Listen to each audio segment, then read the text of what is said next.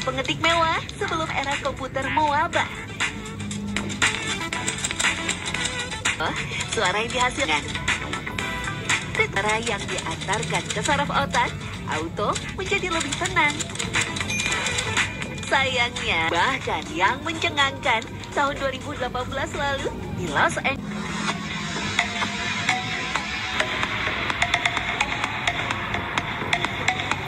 Sementara di Indonesia sendiri, keberadaan mesin ketik saat ini sudah sangat langka, bahkan jarang ditemui. Namun, masih ada yang tetap menjaga dan melayani jasa servis mesin tik. Salah satunya adalah seorang teknisi bernama Warto. Pria asal Jawa Tengah ini sudah 15 tahun menggeluti profesinya sebagai jasa servis mesin tik.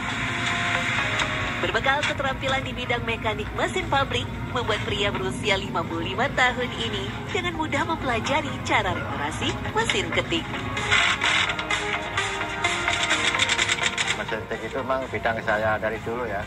Dulu sih saya sempat menekunin mesin tik ini, karena taksimil itu udah nggak jalan, maka saya ini jadi nekunin servis mesin tik. Sempat berjaya di tahun 90-an, jasa servis mesin ketik miliknya bisa menerima order 10 hingga 15 mesin ketik per hari. Mulai dari kerusakan sederhana hingga yang berat, semua ditangani oleh jari jemarinya yang handal. Mesin tik manual dan digital pun seakan jadi makanan sehari-hari.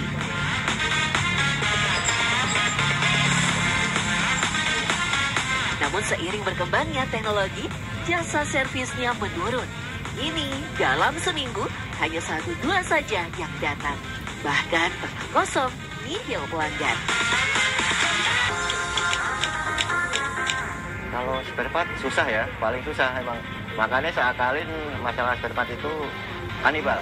Contohnya saya cari mesin second, ada kadang lelang, itu makanya saya kumpulin. Dan ntar itu untuk spare part itu.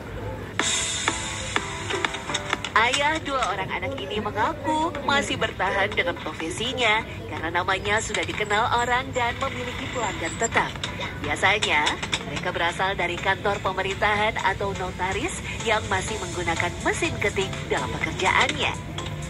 Ya, beberapa instansi masih ada yang mempertahankan penggunaan mesin ketik sebagai cara untuk menjaga keaslian berkas dan meminimalisir manipulasi data. Kalau untuk notaris dipakai untuk pengetikan cover atau nama, alamat, sama yang di dalam itu ada itu. Kita nggak tahu persis ya itu urusan notaris.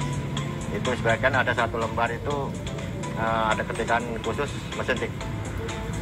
Kalau untuk bagian perkantoran biasanya untuk surat-surat tugas atau mungkin invoice itu bisa pakai mesin tik. Karena mesin itu bisa rangkap 3. Kalau printer kan nggak bisa rangkap.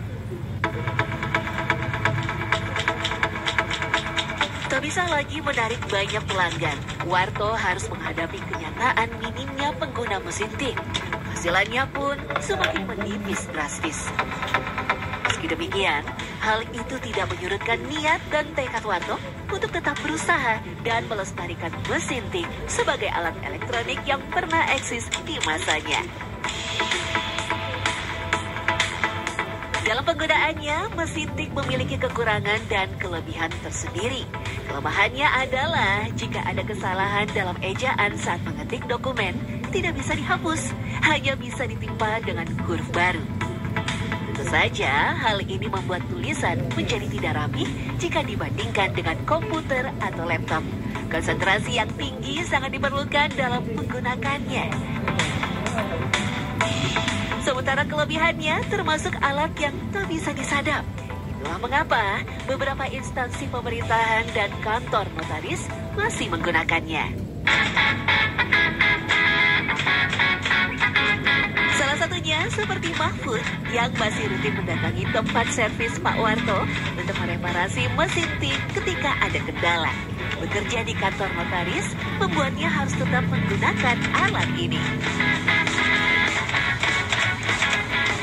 Catatan sebagai akte tanah dan lain-lain, notaris, perjanjian dan lain sebagainya. Ya, sebenarnya sih tergantung fungsinya. Karena di kantor saya memang notaris, jadi fungsi dan ya ketahuan lah terlihat jelas bahwa mesin tik yang dipergunakan bukan laptop dan sebagainya. Kemudian juga kalau yang lain kan kayak misalnya laptop itu kan bisa dimanipulasi, Pak. Di tengah gempuran zaman serba digital, mesin tik adalah cikal bakal lahirnya susunan tombol huruf pada keyboard. Baik keyboard pada layar ponsel, komputer, juga laptop. Lihat saja, semua susunan hurufnya sama, yakni dimulai dengan huruf Q, W, E, R, T, dan Y, hingga menjadi standar global di seluruh dunia.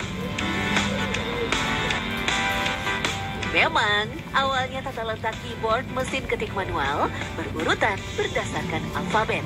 Tapi ternyata malah membuat mesin tik macet dan tidak bisa digerakkan lantaran letak tombolnya berdekatan.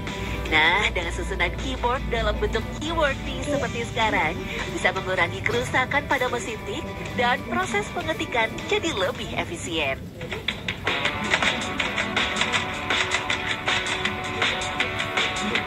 Mengintip sejarah nenek moyang komputer, mesin tik sudah ada sejak tahun 1868 yang dibuat oleh pria asal Amerika, Christopher Layton Soles.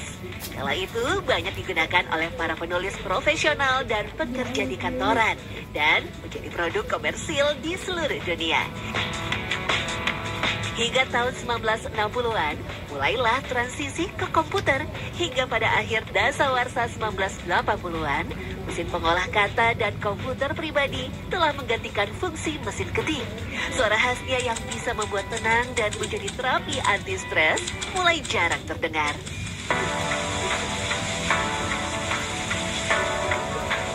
Bicara soal suara yang bikin tenang, suara alam juga dipercaya dapat meredakan stres. Salah satunya adalah suara hujan. Beberapa riset menyebutkan, mendengarkan suara hujan atau hanya berada dalam suasana hujan saja dapat memberikan efek mengusir rasa cemas, gelisah,